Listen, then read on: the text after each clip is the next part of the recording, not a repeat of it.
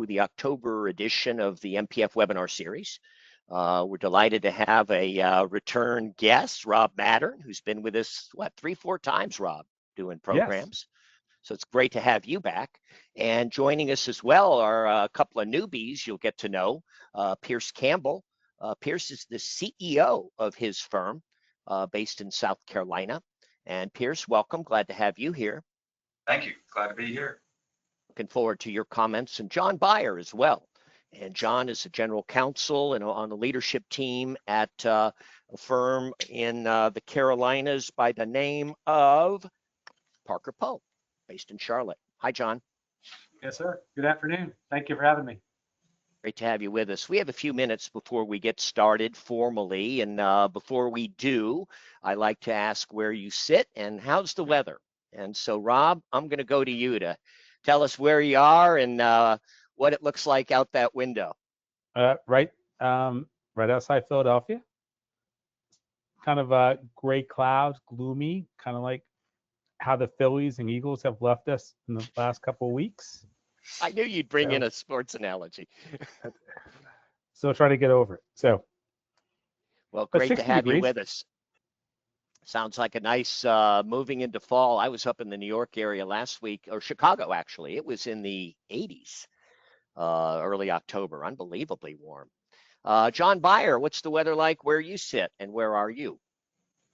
Sure, I'm in Charlotte, North Carolina, and we have a beautiful day with Carolina blue skies and about 75 degrees, and that's why I don't understand, Rob, why people choose to live in Philadelphia, but that's your choice.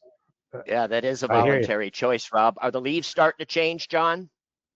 They are very, very early, but starting. It's a beautiful time of year, and boy, I love Carolinas and Virginia. Pierce Campbell from South Carolina joins us as well. Hi, Pierce. Where are you, and what's the forecast? I'm in Florence, South Carolina today, and it's a perfect time of year. Highs around 80, lows around 60, and we're a touch south of John, so we don't have many leaves changing yet, but probably in the next week or two. Sounds like some nice golfing weather. For sure. And Florence, for people who aren't familiar with South Carolina geography, is up in the, northeastern corner of the state, not far from Myrtle Beach? That's right, inland from Myrtle Beach and I-95. Gotcha. Well, again, great to have you all with us. We're at 1:58, and at the stroke of the hour, we'll begin formally and introduce everyone a bit more formally and jump right into our topic. As always, we've got some live polling.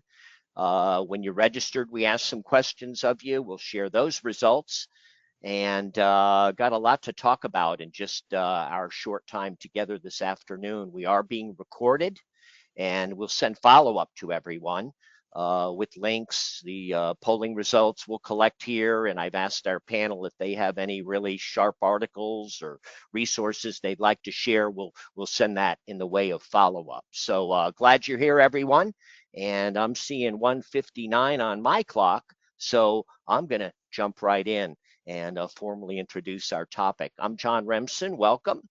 This is our 62nd edition in this webinar series that Uri Gutfreund and I began when COVID hit. We had nothing to do.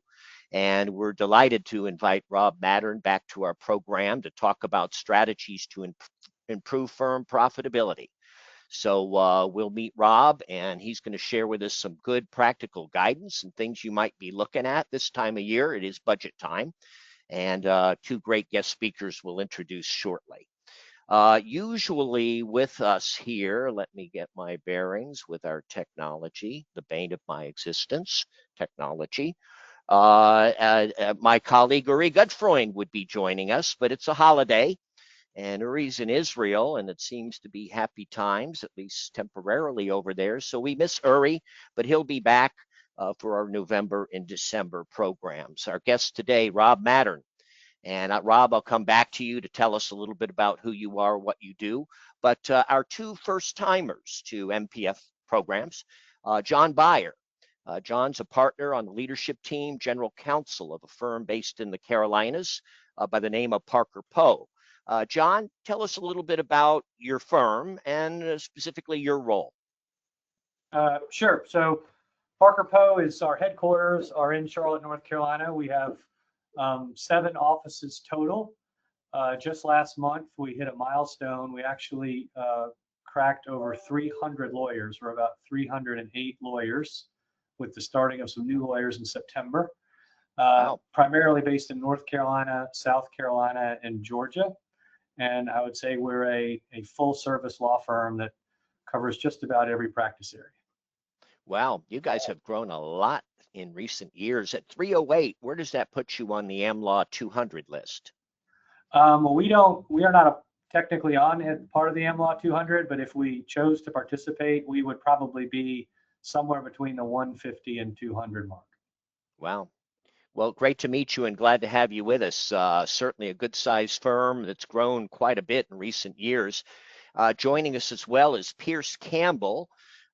Pierce is a practicing attorney, but is also the CEO of his law firm, a firm by the name of Turner Padget, based in Columbia, South Carolina.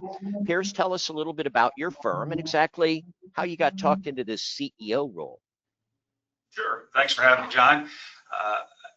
The CEO role, I guess, started, I think I forgot to show up at that shareholder meeting and I got an email the next morning and here we are. But congratulations. No, yeah, exactly. You're a winner. Yeah. Exactly. No, it's been great. I do practice some still, but most of my time is devoted to administrative work. We are about a 60-person law firm, historically in South Carolina, in recent years going into North Carolina and Georgia. We have a heavy and strong litigation practice, but also have a transactional group as well.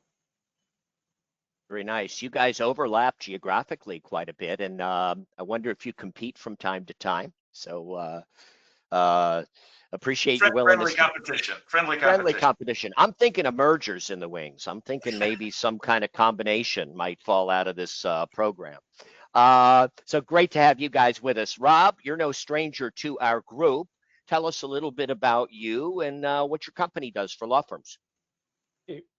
We are unbiased consultants for law firms, office and administrative services, records and information governance, and all the contracts that support those areas.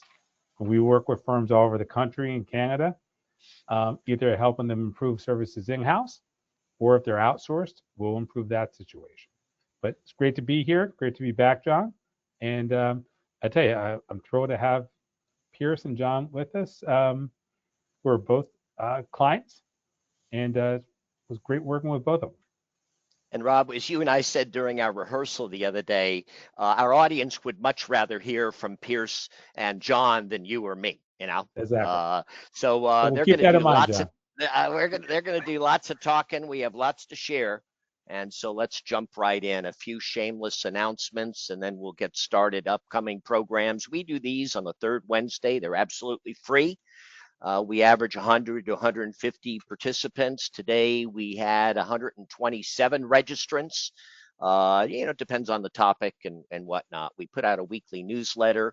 If you come to any of our live programs, we're running Zoom calls for managing partners every month. We're running a listserv now with about 350 managing partners in it. It's just available to managing partners, no consultants, no vendors, just managing partners. A lot of information sharing going on there, and a website out there as well. We'll harbor this website or this webinar on our website, and you can see all our webinars, all 62 of them that we presented, broken down by topic, all recorded on the website, all available to you without any charge or obligation. We've also been trying to build an AI community. We're all trying to figure out how this new devil's going to impact the profession, how it's going to impact our firms. We're trying to help managing partners kind of muddle through this, maybe get ahead of it.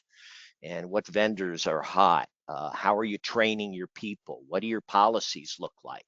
So we're building a community, albeit a slow build, but I'm going to send you some information about it among our follow-up material, and check that out if you're interested in getting on top of AI. Today, we're at 125. I think we had 127 by the time we reached the top of the hour. As always, survey results, polling, on-demand recording. What we ask of you is the feedback you have for us, our speakers, our topics, what you like, what don't you like. We really do take that in, and it leads to improving these programs going forward. We hope. We hope. Our first polling question, Rob, and then you're going to kind of take the lead in things is, let me get over here. Our first polling question. We asked this is mostly for our faculty, just to give you a sense of the firm sizes on today's call. And you can see folks are know how to use this stuff. And here are the firm sizes coming in. I'll wait till usually about a 60-70% participation rate, but our sweet spot is the smaller and mid-sized market, say 25 to 100 lawyer firms, and that's more or less the sweet spot of the group we have with us today. So they're polling and share results for our audience as well. Our firm sizes on today's call. So let me close that and come back to our PowerPoint. I did that correctly. Invite the comments. When you registered, we asked, what's your firm's top concern from this list as we look to 2006? Rob, take us through what we're seeing, any surprises you see in this responses to this question. Well, I think I was pleasantly surprised to see operating expenses being the lead compared to wages and benefits, which is usually where you see the majority of firms focusing, which is understandable because that's one of your one or two highest expenses other than rent and insurances. So I was a little surprised to see the operating expenses up that high, but it's the area that we focus on, so it's an opportunity. And I don't think firms have, firms focus, and we're going to get into this, is, they're in the position, most of firms, of increasing rates, and they don't pay enough attention, in our opinion, on the expenses. So it's good to see it. Yep. And we looked we talked about the Citibank data, Rob, that looked at, demand for services increasing, revenues increasing for most law firms, but it's being offset by some surprisingly high expenses around salaries, insurance, technology AI. investments, stuff like that. Yeah. John, Pierce, John, I'll invite your comment to what we're seeing here. Any reaction? Yeah, the one that catches my attention of the four is probably the wages, benefits. And when I see wages, I really think of how we're compensating our lawyers. It's still a very, very competitive market, and we're always thinking about that. In order to attract the best talent, you have to pay the best talent. And in these days and times, you see lawyers jumping from firm to firm routinely, and that's really all about compensation. So you have to get that right. So I think that's probably, I'm not sure I'd call it a concern, but probably our top focus to make sure we're getting compensation right so we can retain the talent we want. Excellent. Pierce, your reaction to this first set of data? I think I'd agree with John. The compensation is probably my top concern, and making sure we get that right at all levels of our lawyers. We've worked really hard on our operating expenses and how we manage that over the last 5 years or so. And so while it's certainly something we always pay attention to, I wouldn't say it's as much of a concern as it is sort of a maintenance issue. These are mostly expense items, obviously, and, wages, benefits, I think of, associates, staff, are we right-sized? Are we, do you have too much capacity? But I agree with you, John. We got to pay monies to attract top talent and hold top talent. We got to pay at least at market, if not above market.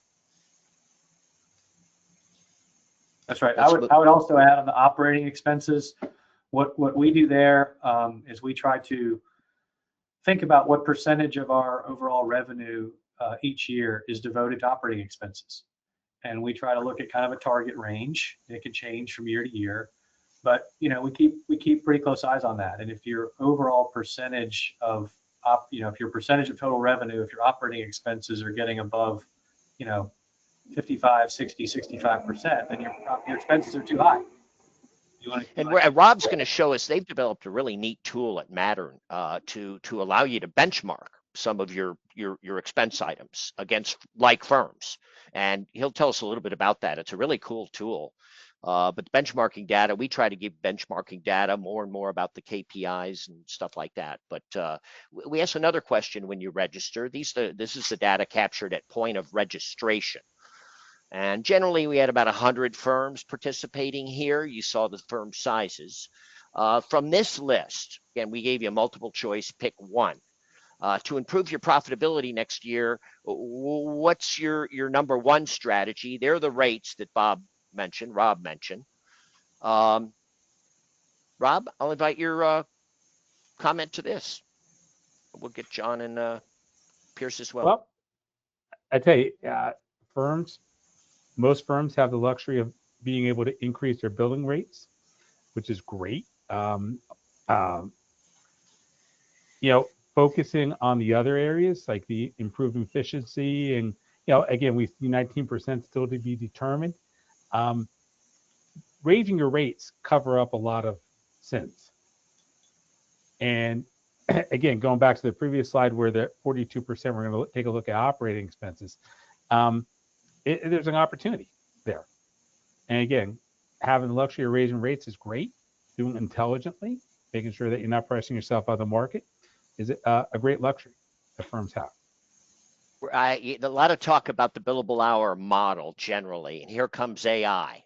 And how are we going to price, and interesting conversations going on right now. But yeah, increasing the rate seems to be the default here. John, I know you wanted to comment on this because you can raise your rates. That's one thing, but getting the dollars in the door and looking at other KPIs and stopping the leakage, important. Yeah, too. we've had a lot of success, I'd say, just in the last 2 to 3 years from a profitability standpoint by thinking not just about increasing our billing rates, but really focusing on, once we've increased those rates, what is the actual rate going out the door after discounts, after write-offs? What's the rate going out the door, and what's the actual collection? What's the rate being collected? Because you haven't accomplished a whole lot if you just increase your rates, but you don't really end up collecting that rate at the end of the day. And the improved efficiency kind of goes into that, because I think what we're talking about there is leakage. You increase the rate, but then you have to be efficient about charging that rate and collecting that rate, and not allowing too much leakage and write-off, because that's just an inefficiency. We asked, all those points of leakage. We've done that webinar a couple of times, and, from the hour worked to the hour paid for and all the points along the way. Where do you as you analyze your firm profitability improvement strategies, where have you found the biggest leakage, and what's effective in trying to, get some duct tape around it? Yeah, I'd say the two areas that we see that result in leakage are, one, if you tell a partner, we encourage our partners, we don't tell them they have to do it, encourage our partners to raise their rates by whatever dollar figure, then they see that produced on a bill or a pre-bill, and they think, wow, that just looks too high. And they just feel this inclination to want to then discount the bill by 10% or 15%. And that obviously negates whatever benefit you may have gotten from that. There goes your rate increase and then some. Yeah. So that's number one, is trying to convince our partners, what their market value is, and being confident to charge for their market value. And then number two, the leakage, I think, is a result of newer lawyers, less experienced lawyers, really with the way they're recording their time and training them appropriately, so that we don't have to write off too much time writing a brief or reviewing documents or things of that nature, and really try to get them trained up so that when we see that bill come down to be reviewed, we're not writing down their time due to just poor time entry. And that just takes time. You seem to give your attorneys quite a bit of autonomy and leeway as to their rate setting, their write-offs, their billing and collections practices. Seems like autonomy is one of those things important at your firm. It is. I think that goes to I started by saying it's an awfully competitive market out there, and we want to get compensation correct to stay competitive. But we also want to provide a platform that's attractive to our lawyers. And one way we have to do that is to give them some flexibility and how they manage their client relationships and the rates they charge. Now, but don't get me wrong. I mean, we press them to get their fair market value, but it's a conversation. It's going to be a conversation every time. It's never going to be dictated what you have to do. Some firms dictate and are pretty rigid on their standard hourly rate schedules, and that's that balance between the culture and the profitability and autonomy and account. That's a hard thing to manage. Pierce, your comments on your firm's strategies and the data we're seeing here. On that last point of John's, our folks are very autonomous as well. What we've started trying to do is prevent problems from happening. So we're focusing a lot on new clients or new lines of work from an existing client and making sure that that gets set up at appropriate market rates rather than somehow tied back to some old rate from some old client that's been around for 25 years that hasn't been appropriately raised, because 25 years from now, then my problem will be doubled because I did that. And so we're focusing a lot on the new clients and then really targeting on existing clients, ones that do have that lag, that really haven't been focused on like they should have been over the years to make the most impact for our lawyers.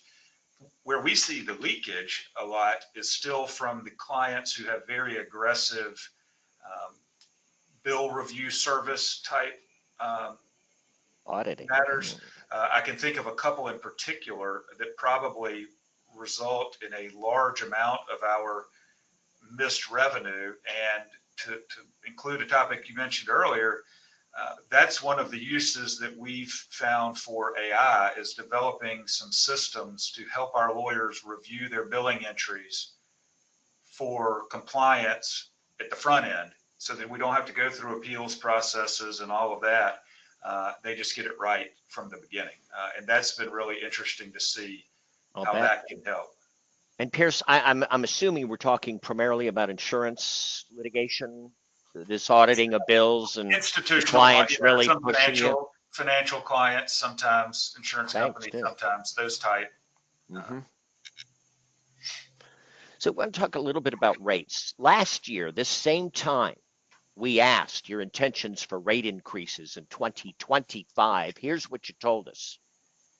It's pretty aggressive rate setting. This is this time last year. And I think John's point, you got to get those rates. And we don't have it here, but we've asked the follow-up. Are you getting the rates?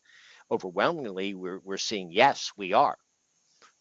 There's situations we have to negotiate a little bit, but more often than not, we're getting the rate increases as we put them out there.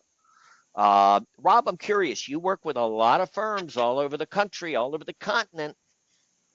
Comments about rate increases and asserting them on clients? Well, I tell you, it's not an area that we deal specifically with firms in terms of rate setting, but just working with their clients and hearing what they're saying about it. They're all doing it, and they're that what you see there, I think, is a pretty accurate picture of what's going on now, or it's going to happen for 2026. Firms are not reluctant, and God bless them, to raise rates based upon what's happening with the wages that they're being forced to pay to stay competitive. We're going to ask this same question as we close out today's program, and I'm going to hold it as kind of a teaser because everybody's really interested in this. And if you've got partners, I think John Pierce mentioned, that are maybe a little reluctant in bumping the rates and having those conversations with new and existing clients, this might be some data to fortify them that, hey, look what other firms are doing. We have 80 firms on this call, and so that might be pretty persuasive to present at an upcoming meeting if you're going to be talking about rate setting next year. This was, again, this time last year. 80% say they're visiting rates regularly, but 18% said we could and probably should be doing more of this. We're not going to ask this question at the end, but it's just stuff to think about this time of year when you're setting your budgets for 2026. Pierce, any comments you want to make at this juncture? Well, from my on rate perspective, setting? it's always less often than we should, right? There's always somebody who's not being as assertive on this topic as we would like them to be. But it really does kind of shift practice to practice. Certain types of clients expect this because they do it in their own businesses with their services or products, and it's not a big deal, and they usually understand and agree without issue. But some industries, people are much more hesitant. What I found is most convincing for those lawyers is to tell them what the lawyer down the hall who has similar clients is getting now. And oftentimes that's enough to push Well, them so over that's the your edge. CEO strategy, huh? Let me Yeah, show you what your partner's doing. yes, I see. All works right. a lot. Yeah, there's lots of little tips and tricks to, coerce people to do what they say, what you'd like them to do. Rob, take it away here. We're going to move into the people side of expense, management and assessment. And we got 3 or 4 slides here. You're Yeah, up. I tell you, talking about becoming more efficient in a law firm. And again, that model is constantly changing. COVID, hybrid working environment, but we do a lot of work with firms in regards to making their workflow, their staffing more efficient. And a lot of that revolves around the administrative services and attorneys' non-billable time. Everyone's focused on the billable time, understandably so. However, there's a large pool of non-billable work that attorneys do. And if we could take that away from them and give it to the right person at the right cost to free them up to bill more, it's a win-win situation for the firm. So we've developed a couple tools that we utilize to gather this information in regards to what are people, especially the administrative staff and the non-billable time for attorneys, what are they doing? And what can we do with those tasks to make them, again, be completed by the right person at the right rate with the right skill set. So, Rob, you got And a couple of slides here that I want you to, kind of walk us through, and what we're looking at here is we assess improving people efficiency in these 2 different slides. yeah, if you go to the vast majority of law firms do not know what their administrative staff does on a day-by-day basis. And we developed a survey tool, a short survey, and there's 2 ways to capture that information. We could put a workflow system in place and have people keep timesheets and log their work and something like that for 6 months and come up with a picture of what they do every day. Not very efficient. We developed a survey tool. It takes about 20 minutes per person that we administer to the firm. The LAAs, anyone in the support area, and attorneys. The firm wants to include them to figure out what they're doing with their non-billable time. All right, so this is an example of one individual right here, or Exactly is right. this kind of firm-wide data? No, this first slide is one person. We have their compensation in there. We figure out exactly what that weighted compensation is with the benefits, and we ask them to chart a typical week in what they do. And we use a slide rule type of situation so that they're giving us percentages. We then convert that to dollars and hours and come up with how much they're spending time-wise and dollar-wise on completing different tasks. And for instance, this person is spending Meeting about planner. $31,000 a year on word processing. Okay, does she have the right skill set? Can that be done more efficiently? Can we Down take here. that away from her? And that's the very Or him. last line down there. Yeah. And pull that and create a word processing department if the firm is large enough and the volume's there. And the next slide is taking a look at it from an aggregate basis. Okay, and seeing how much they're spending on administrative support and all the other different functions. And again, can we do those in a more cost-effective way?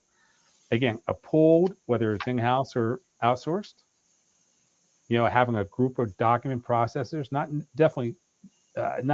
all in the same location necessarily, Or I tell you, there's a lot of firms that are outsourcing. I was going to mention the in-source, outsource. This must be very helpful to analyze Absolutely. whether we should bring a function in-house versus, take it out. Yeah, you never enter an outsourcing situation unless you know what the costs are going to be and what the specs are, what the performance standards are. And we put that together and we'll show the firm, hey, here's what it's going to take to improve it in-house. Or if you want to outsource it, here's what it's going to take to, here's what it's going to cost. And here's the So pros do you and cons. recommend, here's an individual, your travel manager, your meeting planner, I guess, getting the litigation team set up, organizing the firm retreat, whatever, summer associate events. And do you show this data to him or her? Well, Or do okay, you keep it great question. Because we're collecting their results, okay? And then what we do is focus groups. A lot of times with the attorneys. And does this accurately represent what you think your support is doing? Okay, so let's get to real life and managing partners and firm leaders. And Pierce, you guys are using this type of analysis of your people efficiency? Well, we haven't done this for, just to not put Pierce on the hook here, we haven't done this project for Pierce. Okay. Right. I will say this, one efficiency problem that we continue to encounter, and I would imagine many other law firms are as well, is that the younger generation of lawyers is much more likely to perform administrative functions for themselves rather than give it to their legal assistant or paralegal. They type their own documents and this sort of thing rather than use dictation.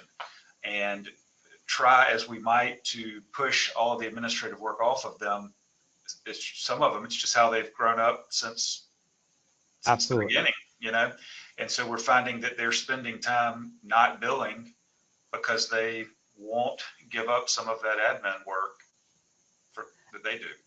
Yeah, absolutely. Well, that and there's a suggests, fine line there. A lot of firms looking at that, lawyer per legal assistant ratio, especially insurance defense. My goodness, that it's five lawyers to a legal assistant or a paralegal. That's a lot to hold on to. But you're right. I observe that the young lawyers are much more self-sufficient. Much of it's automated, but if they're spending time, bogged down in the weeds doing stuff that should be handed off to a paralegal or a legal assistant, I mean, come on. And of course, we see partners holding on to work that should be pushed down to associates, So, John, you want to comment on this before we jump into our next kind of subject area? Sure. Can you just jump to that next slide on the same topic you had up there? So that one. Have you guys done this at your firm, at Parker Poe? Not using a specific tool like the one Rob described, but I think we've done a pretty good job managing our expenses around administrative support. And the way I like to look at these various categories is, even though these are sort of non-billable administrative functions, some of these things really drive revenue. So if you do a good job in your accounting department or in your finance area with billing and realization, that's going to drive revenue. If you spend good time in business development and really do a good job thinking about that, that's going to drive revenue. Same thing with IT and AI. Those are the things to be looking to spend more money on and spend less money on the traditional administrative support. Exactly. If you can, because the things that drive revenue will pay off in the long run. Yeah. We are, thank you, John. We're about halfway home. And Rob, this is your near and dear, but you want to say something. One point I want to say, if you really, and Pierce, you bring up an excellent point that the younger attorneys are much more self-sufficient. Okay, and they don't need the dedicated administrative resources. They still need some support and the easy stuff we want to take away from. But if you really think about it, that's a glimpse into the future of your administrative staffing. These younger attorneys, yeah, granted, there are partners and people my age who need a lot of support, but that's going away. So if you really think, when you're looking at your younger attorneys, that's what the future is going to be. And are you staffing? And John, you bring up some excellent points, John Beyer, about, hey, let's make sure that IT is functioning properly and we're giving them the resources they need in order to be the most efficient. And it's key. But really, that's the future.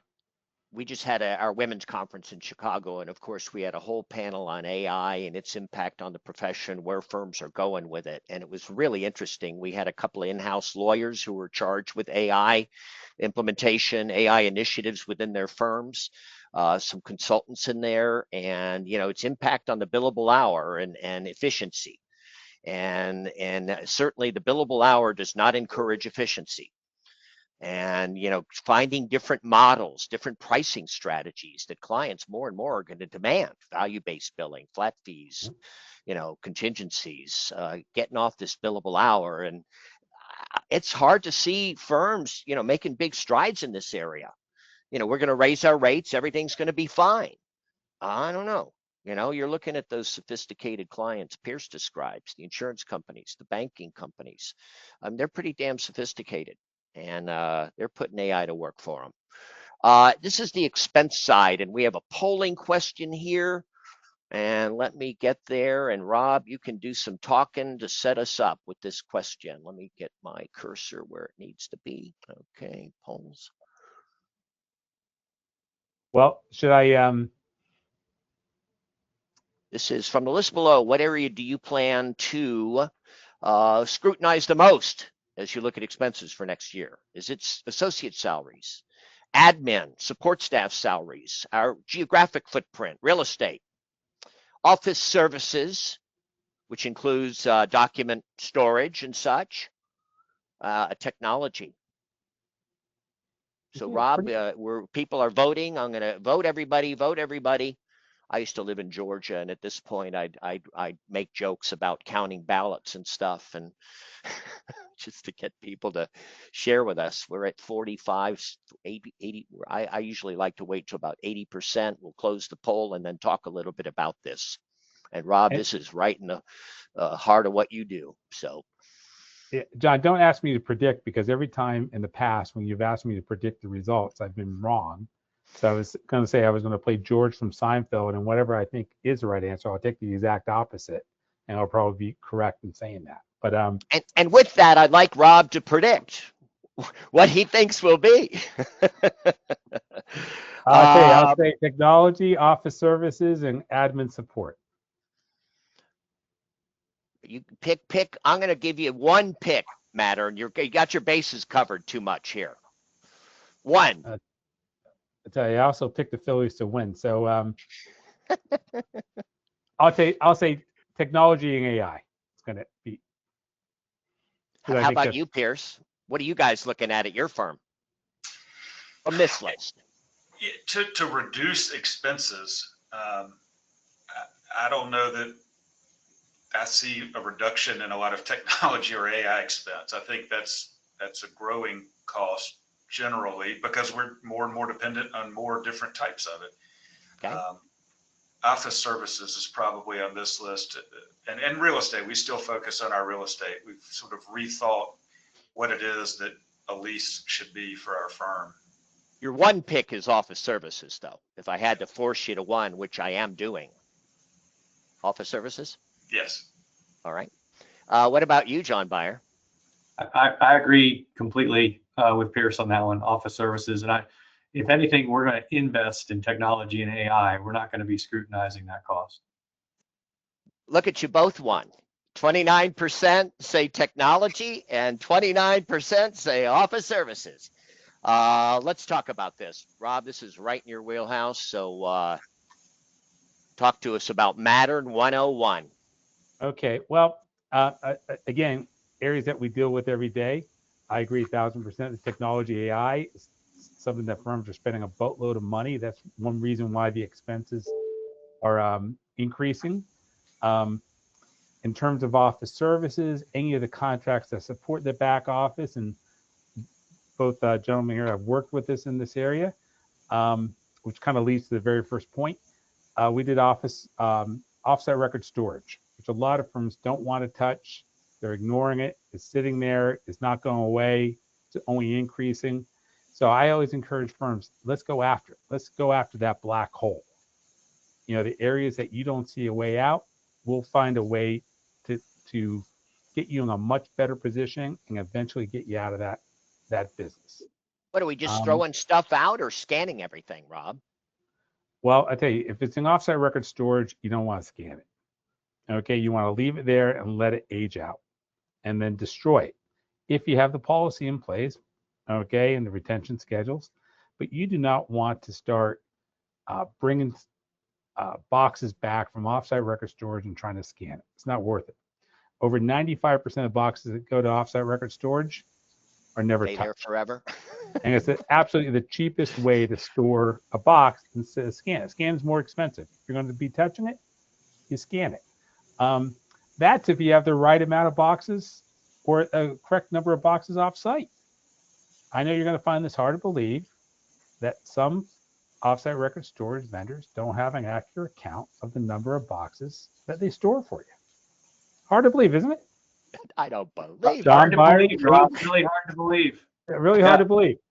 And not, hey, a couple hundred missing, 10%, 8 to 10% of your population you're getting paying for, and they're not even storing them. No, Rob, I know it depends on the type of document, but how long should we keep the paper around before we take it to the shredder? If it's not a wet signature,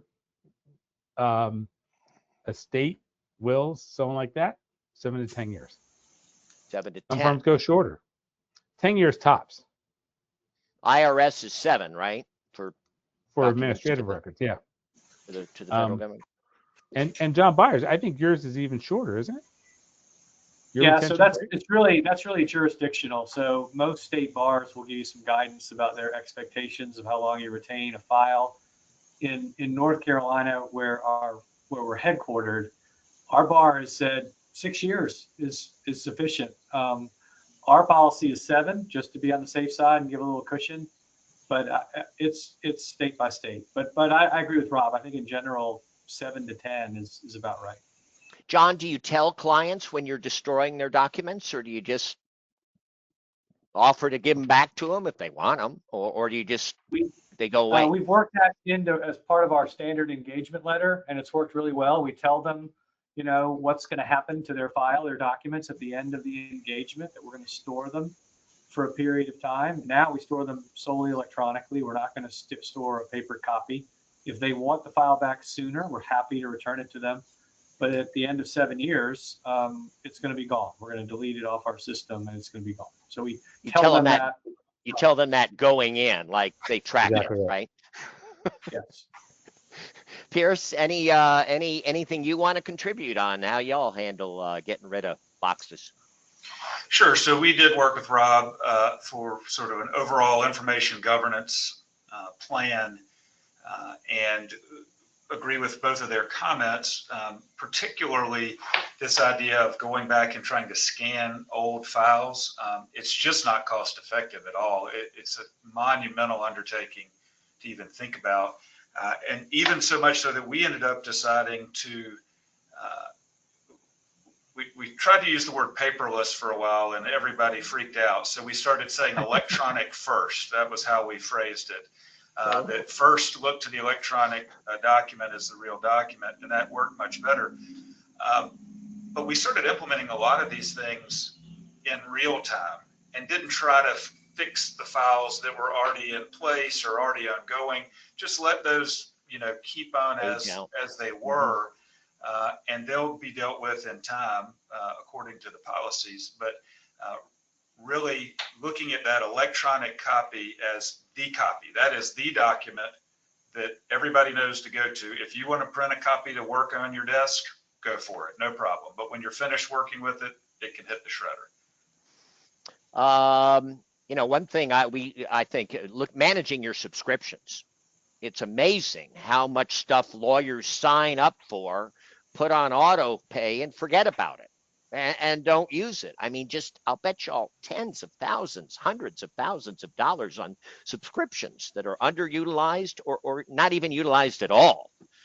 And who's going through that? Rob, do you guys do that kind of work? Well, I tell you, as part of a legal research, Westlaw, LexisNexis, and so on like that, yeah, a lot of those subscriptions are contained under those contracts, those electronic research contracts. So you're crazy to keep them. But again, a lot of firms don't look at it. We worked with one firm in New York, canceled $1 million worth of subscriptions 1 year. It's a lot of Straight money to the that's bottom not. line. And that's an Yeah. ongoing savings. That's just not a Yep. one-time shot. Just a couple other points that you want to bring up. Contract terms, John Beyer, I know you're going to not disagree with this comment, are just as important as pricing, making sure you get the right terms in place to protect you. A lot of firms renew contracts. You're leaving about half the savings on the table by just renewing a contract and not getting competitive proposals. Or right now, the average increase in offsite record storage is 38% that we're seeing. So if you just took that as a renewal, your price is going up almost 40%. You go through. So can I interject? Can I interject, Rob? All yours. And I swear, Rob did not put me up to this, but I feel compelled to say it. I met Rob in the context of an offsite record storage project. He helped us get through that. We had been trying to tackle that literally for years without really making any progress. And we were in a situation where we had 3 different offsite storage vendors in 3 different states, servicing 6 different offices. We had contract terms all over the place. We had renewal dates all over the place. And with Rob's help, we really just tackled it, and he and his team got it done. So we consolidated to one vendor, one pricing schedule. We got a good handle on our entire inventory. And even though it wasn't our primary goal, I mean, at the end of the day, we got much, much better pricing. It was a huge cost savings. But our goal really wasn't to save money. Our goal was just to get a better handle on it. And he really helped us do that. So I recommend that to anyone who's struggling with the offsite storage puzzle. I'm looking at. I'm sorry, guys. I'm just looking at our clock here, and I have this set up. I see what the issue was. I dropped last time we did this. This is a new feature where this thing drops right at 3 o'clock, so we cannot run over. So I'm gonna kind of move us along if we can. Rob, you've already mentioned these tools. Just give us a real quick overview what these are, if people are interested. Okay, if we developed an AI tool, Maddie, that will if you go to our website, you just click on Meet Maddie, and you put number of attorneys in there and the area that you want to look at, offsite record storage for one, administrative services, whatever, and it will tell you what you should be paying based upon the number of attorneys that you have. We get calls all the time. Am I spending too much money? Well, I tell you, we have to do the work. We automated it that you don't even have to talk to anybody here at Mattern. We're going to give you where you should be at and what the potential savings are. So that's our AI tool, Maddie. Just rolling that out. And then also too, Mattern Pilot. That's our fractional procurement. If you need help getting organized or someone to manage your contracts or do negotiation, whatever, we'll do it on a fractional basis. And we guarantee that we're going to save what you're paying Mattern. And we will send you links to both of these resources, part of our follow-up. And, check it out. I've been referring Rob and his group to a number of smaller, mid-sized law firms. This is not big law stuff. They're savings to be realized. And so Rob's really moving down to the smaller and mid-sized market. And so the firms that I've worked with that have got him involved have found the value there. In the interest of time, and I'm sorry, guys, I got to learn how to set this up so that we can carry over and not dropping off. This is a new feature. Here's our guidance. We talked about contemporaneous timekeeping. We talked about lease negotiations. There's a lot of empty offices sitting around out there.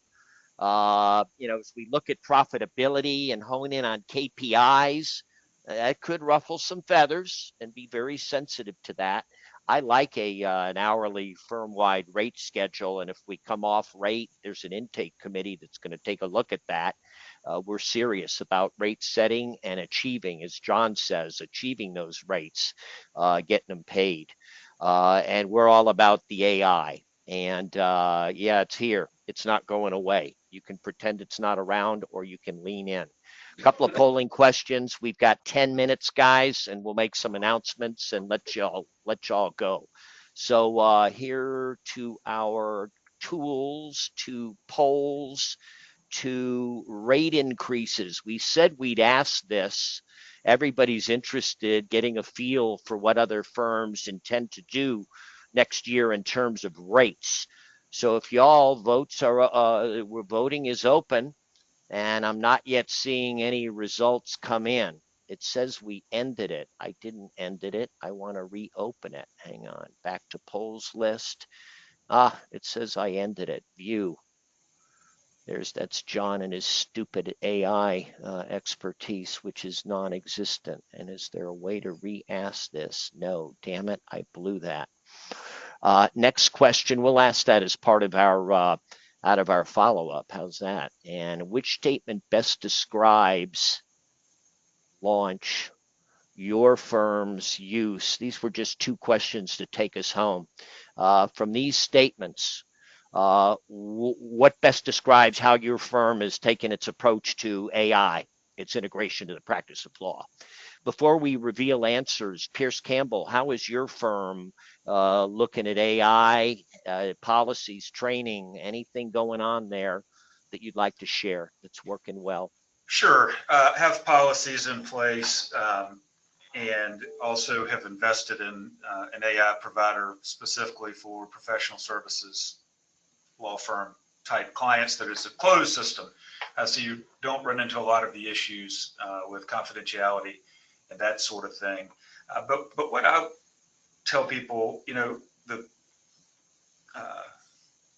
terrible stories are always about brief writing, right? Somebody's pretended they wrote a brief when they didn't, or it's got errors in it.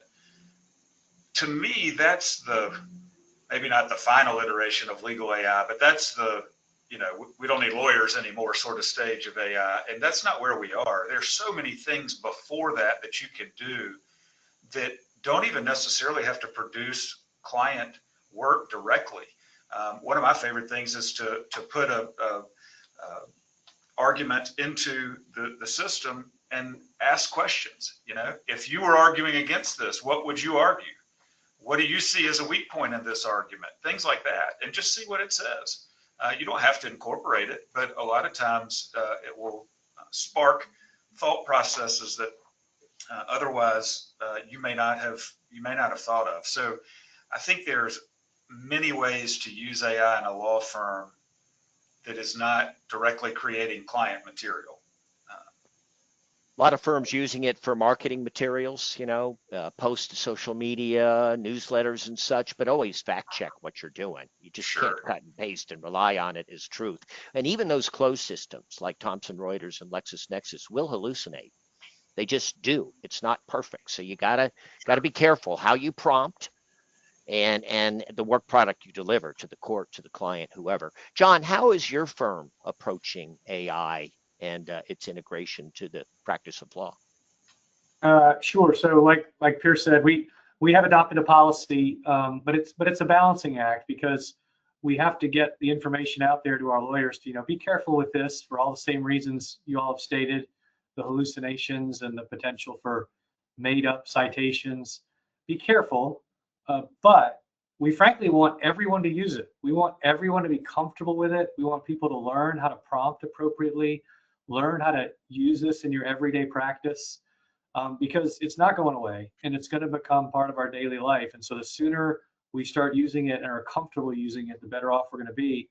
I would say so far we've had more luck with integration, really more on the administrative side. So some of the examples that were already mentioned about like helping with billing, helping with HR related tasks, things of that nature, it really can be very, very efficient. And then I would say we're not really there where we're integrating it into a lot of client work. We're doing a little bit with clients when we have clients eager to do it, but most clients are spooked by it, I would say still. And so not a lot of clients are dying to have us do their work through AI tools, but we need to be ready to do that once our clients are ready for us to do that. That's an interesting conversation. Pierce, you hearing from your clients on the use of AI? Yeah, one other thing on that point, one thing that I think clients do seem to like is the ability to call and either summarize or outline large amounts of information and data very quickly. So, you know, you're in a mediation or you're at a deposition and you've somehow gotten, you know, 5,000 contracts. Well, yes, you might have to have an associate go through that all week next week, but on the fly, I can at least get pretty reliable information about what's in all of the, what's in those documents. And so when you can do that in 5 minutes at the table with your client, even if it's not 100%, and even if you're not going to bet the company on it, that's a very helpful. And I find that clients really like that kind of use of AI. Yeah, I have a client that is using it at intake, and analyzing the whole case, who the judge is, their rulings history, the plaintiff, the all the parties, and they just boom in no time. They got a great set of information for the initial consult, and I see a lot of managing partners using it for minutes of the partnership meetings of the various, record that baby, and it'll reduce your conversations to minutes and nanoseconds. And you can go back and edit that and make it more sympathetic to Pierce's point. Cut out what John Beyer said. And manipulate the minutes, So who's keeping the minutes is an issue. But boy, these tools are available. I'm just amazed every time you turn around. Hearing good buzz about Harvey, not so good buzz about Thomson Reuters co-counsel. Just that's what we're hearing in our circles as people kind of compare notes among vendors and what's going on out there. Big picture. We all have that AI community. We'll send you information about it. We'll be back next month, recorded. You'll be hearing from us. Check out our community. Thank you, Rob Mattern. Always good to be with you. And thank you, John Beyer. Thank you, Pierce Campbell, for being with us this afternoon. Anything, Rob, to take us home? We've got T-minus 2:48, 2 minutes, 48 seconds. No, I just want to kind of wrap up and saying, again, we focus on the expenses and making firms more efficient in both, again, administrative services, office services, records and information governance. And you can never do enough in those areas. There's always ways to save money, become more efficient. And the way we like to work is, hey, let's have a conversation. We'll give you a estimate what we can do for you. Makes sense, we move forward. So, John Beyer? I would say on this topic of law firm profitability, obviously it's a huge topic. It's an important topic. But one thing I would emphasize is not to look at that issue on a lawyer by lawyer basis with the idea of what lawyers in your firm are profitable and maybe which ones are not profitable. That can be really destructive. It's much, much more effective to look at profitability as a whole and maybe look at profitability by client, but it can get very, very personal if you drill down by individual and also be inaccurate in various ways. So I would just caution against that. We've had much more luck focusing on profitability, but staying away from whether a particular lawyer is more profitable than another. So, John, that does beg the question. How do you deal? You see the numbers. They come across your desk routinely, I would think. How do you deal with the chronically underperforming, do you just let it go? That's a whole nother webinar, John. I know, I love it. I'm setting up for how to deal with the problematic partner. That's a whole other webinar. But no, I would not say we just let it go, but that is a story for another day, I'd say. It's a delicate balance, the culture, the profitability, and do we look at it by practice, by client, by office, by lawyer, by industry, keep the firm-wide data, who sees what, how, when. Interesting conversations. Pierce Campbell, we have 36 seconds left, so you get 20 of them. Yeah, I would say on the what do you plan to do on rate increases next year question, I would have liked the answer all of the above. I think that there are some clients and lawyers who should be focusing at the top end of that, and there are plenty that if they would focus on a 1% increase, it would make my day. So I think you have to look across the board. Thank you, Chris.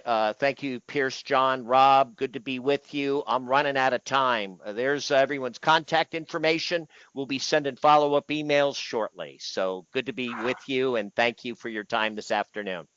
Okay, Pierce, John, thank you very much. Bye, everybody. Take care. Bye-bye. Bye-bye.